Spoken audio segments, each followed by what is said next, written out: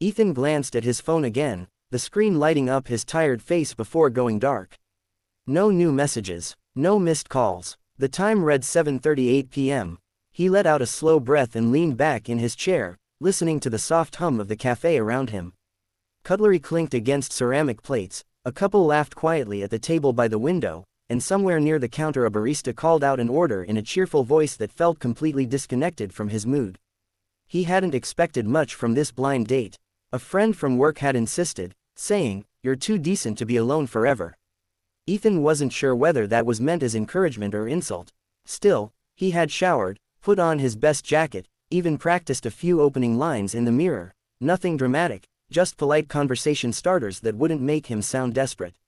Now, sitting alone with an untouched glass of water and a cooling plate of pasta, he felt foolish for trying. The waiter passed by for the third time, offering a sympathetic smile.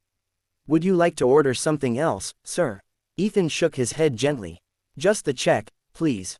As the waiter walked away, Ethan rubbed his temples. 35 years old, stable job, quiet life, and somehow still invisible. He told himself it was fine. He had grown used to disappointment arriving quietly, without explanation. People got busy. Plans fell through. Life moved on. He reached for his wallet just as the cafe door slammed open so hard it rattled the hanging bell above it. The sound cut through the room like a crack of thunder. Two little girls burst inside, identical in every way, same tangled brown curls, same worn sneakers, same terrified expressions. Their small chests heaved as if they had been running for miles. Tears streaked down their faces, leaving clean lines through the dirt and sweat on their cheeks. For a moment, everyone froze. The girls' eyes darted around the cafe wildly, scanning faces too old, too distracted, too unfamiliar. Then, as if pulled by some invisible thread, they locked onto Ethan. Before he could even process what was happening, they ran straight toward him. "Mister," one of them cried, grabbing the sleeve of his jacket with both hands. Her fingers were ice cold and shaking violently. "Please help us." The other twin clutched the edge of the table, barely able to stand still. "They beat our mom," she sobbed, words tumbling out in broken gasps. "She's bleeding really bad, she won't wake up." The cafe erupted into murmurs, chairs scraping as people stood halfway out of their seats. Ethan's heart slammed against his ribs. For half a second, his mind refused to accept the reality of what he was hearing. This couldn't be happening. Not here, not now. Then he saw the absolute terror in their eyes. He pushed his chair back so fast it toppled over with a loud crash, drawing even more attention. He dropped to his knees in front of them, ignoring the stares, ignoring everything except the two small faces inches from his own. "Hey," he said, forcing his voice to stay calm, steady. "Listen to me, you're safe right now, take a breath." One twin hiccuped, sucking in air painfully. The other wiped her nose on her sleeve, smearing dirt across her cheek. "Where is your mom?" Ethan asked. "Outside," the first girl said, pointing vaguely toward the back of the cafe. "Behind the parking lot, near the trash place." Some men were yelling, the second added. "They hit her and she fell. She didn't get up." Something cold and sharp twisted in Ethan's stomach. He stood, grabbing his phone from the table and tossing a wad of cash down without even counting it. "Okay," he said firmly. "You did exactly the right thing. Hold my hands." Each girl took one of his hands, gripping him like he might disappear if they let go. The cafe door swung open again as Ethan pushed it wide, the night air rushing in. Outside, the sounds of the street felt suddenly too loud, cars passing, a distant siren, laughter drifting from somewhere far away. Ethan guided the girls around the building, his eyes already searching the shadows. The smell hit him first. Metallic, sharp. Then he saw her. She was lying on the ground near the dumpsters, her body twisted unnaturally against the brick wall. Dark blood matted her hair, trailing down onto the concrete beneath her head. Her clothes were torn, her face swollen and bruised beyond recognition in places. "Oh God," Ethan breathed. The twins broke free from his hands and ran to her side, dropping to their knees. "Mommy," one cried, shaking her gently. "Mommy, wake up." Ethan rushed forward, carefully pulling them back just enough to check her condition. He knelt, fingers trembling as he searched for a pulse at her neck. "There. Weak, but there. She's alive," he said quickly, relief crashing through him so hard it made him dizzy. "She's breathing." He dialed emergency services with shaking hands, forcing himself to speak clearly, precisely. He gave the address, described the injuries, the condition, the children. Yes, he said into the phone. There are kids here. Yes. Please hurry. He shrugged out of his jacket and gently draped it over the woman's shoulders, trying to preserve what little warmth she had. Blood stained the fabric instantly, but he didn't care. The woman stirred, a faint moan escaping her lips. Her eyes fluttered open briefly, unfocused and glassy. "Mommy, we're here," one twin whispered, clutching her hand. "We got help." The woman tried to speak, but her jaw trembled and no words came. Her gaze shifted weakly until it landed on Ethan. Fear flashed in her eyes, fear mixed with confusion. "You're okay," Ethan said softly, leaning closer so she could hear him. "Help is on the way. Don't try to move." She seemed to understand, her eyes closing again as tears leaked from the corners. The sirens grew louder, echoing off the buildings, red and blue lights flashing across the alley walls. Within moments, paramedics rushed in, taking over with swift, practiced movements. Ethan stepped back, giving them space, but one of the twins wrapped her arms around his leg, pressing her face into his knee. "Please don't go," she whispered, her voice barely audible. "Please." Ethan swallowed hard, kneeling again so he was eye level with her. "I'm not going anywhere," he said.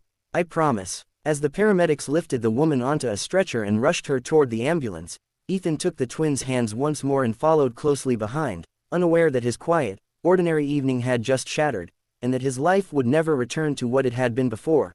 The hospital hallway felt endless, a long white corridor washed in harsh fluorescent light that never seemed to dim. Ethan walked between the twins, one small hand in each of his, their fingers sticky with dried tears and fear.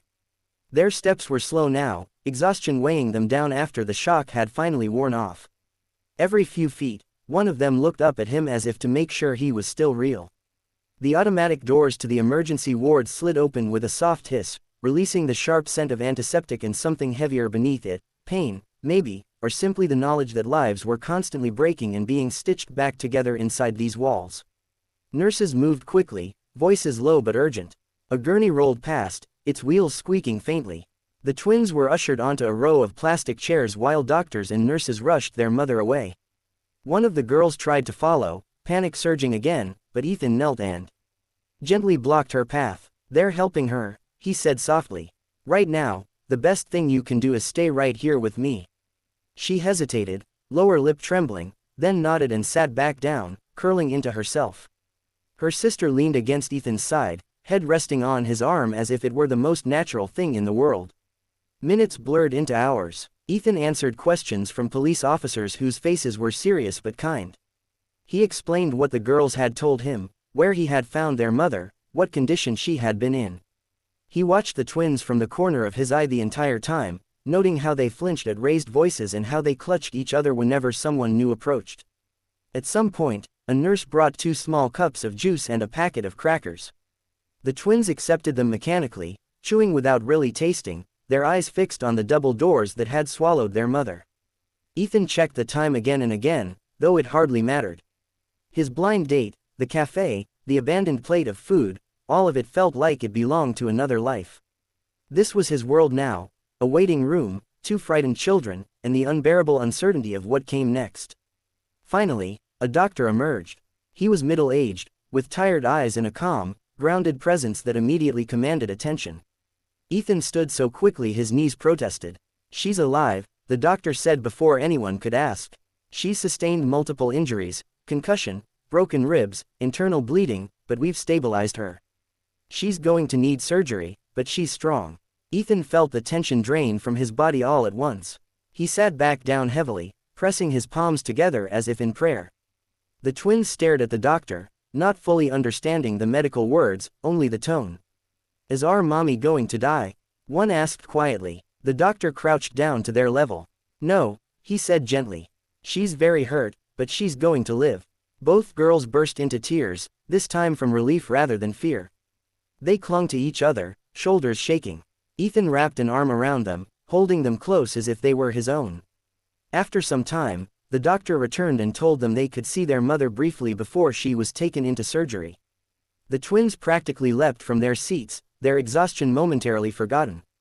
The room was dim and quiet, filled with the steady beeping of machines. Their mother lay in the bed, her face clean but still bruised, an oxygen mask covering part of it. Tubes and wires surrounded her like a fragile cocoon. "Mommy," one twin whispered, running to her side. The woman's eyes fluttered open slowly. When she saw her daughters, a soft sound escaped her, half sob, half laugh. "My babies," she murmured weakly. Tears slid down the sides of her face. "You're safe." "We're safe," the other twin said quickly. "This man helped us." The woman turned her head slightly, her gaze settling on Ethan. Even through the pain, awareness flickered in her eyes. "You," she whispered. "The cafe." Ethan nodded, suddenly unsure of what to say. "I'm Ethan," she swallowed, wincing. "Lily," she replied. I'm sorry." "For what?" he asked gently. "For not showing up," she said, a faint, bitter smile touching her lips. "I was supposed to meet you tonight. I thought I was finally ready to start over." Ethan felt something tighten in his chest. "You don't owe me an explanation. What happened to you, that's what matters." Her eyes filled with fresh tears. "My ex found me," she whispered. "I didn't think he would. He was angry I was moving on. I tried to run, but my girls saw everything." Ethan clenched his fists at his sides, rage flaring hot and sudden, but he forced it down. "This wasn't the time. They're brave," he said instead. "Braver than most adults I know." Lily looked at her daughters, her expression softening despite the pain. "You saved me," she whispered to them. "I'm so proud of you." A nurse gently reminded them that Lily needed to be taken to surgery. The twins protested, gripping their mother's hands tightly until Lily managed a weak smile. "I need you to listen to him," she said, nodding toward Ethan. He's good. Stay with him, okay." The girls reluctantly let go, watching as their mother was wheeled away. The doors closed, leaving the room painfully quiet again. Back in the waiting area, the twins' adrenaline finally faded. One of them yawned so wide it seemed to surprise her, then rested her head against Ethan's shoulder. The other followed suit, curling into his side. Ethan didn't move. He sat there, letting them sleep, feeling the weight of responsibility settle over him in a way he had never experienced before. He didn't know what would happen tomorrow or the day after. He didn't know if Lily would recover fully, or what kind of future waited for any of them. But he knew this: he wasn't walking away. Hours later, Lily was out of surgery. A nurse came to tell him she was stable and would be moved to recovery. Relief washed over him so intensely his eyes burned. When Lily woke briefly, groggy and pale, Ethan was there. The twins were still asleep against him, unaware. "You stayed," Lily whispered. "Yes," Ethan replied simply. She looked at him for a long moment, as if committing his face to memory. "Thank you," she said. "For everything." Ethan shook his head. "Sometimes," he said softly, "life brings you to the right place for the wrong reason. But it doesn't mean it's wrong." Lily's lips curved into the faintest smile before sleep claimed her again. As dawn crept through the hospital windows, painting the walls with pale gold light, Ethan realized that his blind date hadn't disappeared after all. It had just arrived in a way he never could have imagined, wrapped in fear, courage, and two small hands that refused to let go.